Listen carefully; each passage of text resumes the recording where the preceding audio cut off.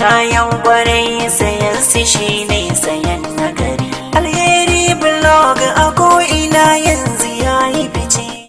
Tarkashi lallai hakika samun ingantaccen bulo mai kwari gami da inganci sai kun ziyarci shahararren gidan bulo mai suna Alheri Block Industry. Alheri Block Industry shine ɗaya tamkar ya dubu wanda ya zamo gagara gasa ta ɓangaren farantawa dubban al'umma rai ta hanyar samar masu da bulaluwa samfuri daban-daban. Waɗanda suka hada da Special 1 da Special 123, Normal 1 da Normal 123, Standards, Interlock da ma sauran nau'ikan bululuwa daban-daban.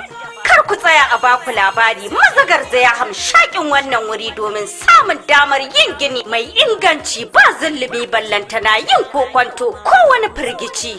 Alheri Block Industry sha kurkundum ne za ku iya samun su a babban ofishinsu da ke birnin Katsinan Doko. A kan shataletalen Strolling Clinic titin Hassan Usman na Gogo. Ko kuma a rassansu da ke kan titin zuwa kai ta da ka wuce makarantar Dai Sahara kusa da bangon majalisar jiha. Da kuma titin zuwa Jibiya.